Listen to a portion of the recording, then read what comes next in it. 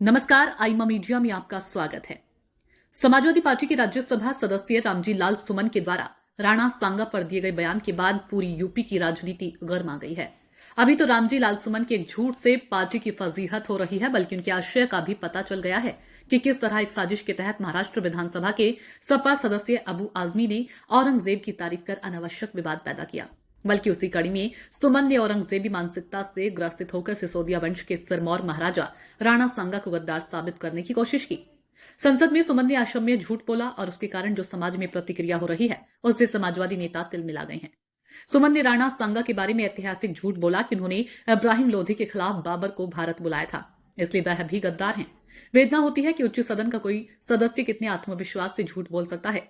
महाराजा राणा सांगा से बाबर ने संपर्क जरूर किया था, किंतु उन्होंने उसकी मदद करने से साफ इनकार कर दिया था, क्योंकि वह देसी राजाओं को एकजुट करके विदेशी आक्रांताओं के सामने कड़ी चुनौती पेश करने में पहले से ही जुटे हुए थे। बाद में राणा सांगा इन्हीं मुस्लिम आक्रांताओं यानी बाबर से लड़ते हुए 30 जनवरी 1528 को 45 वर्ष की आयु में वीरगति को प्राप्त हुए थे।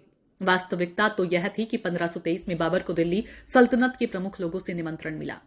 सुल्तान सिकंदर लोदी के भाई आलम खान लोदी, पंजाब के गवर्नर दौलत खान लोदी और इब्राहिम लोदी के चाचा अलाउद्दीन ने इब्राहिम के शासन को समाप्त करने के लिए उसकी मदद की थी। सुमन को यह पता नहीं होगा कि राणा सांगा के पौत्र महाराणा प्रताप ने 1540 से 1597 तक अकबर जैसे मुगल शासक को भी दिन में तारे दिखा दिया था।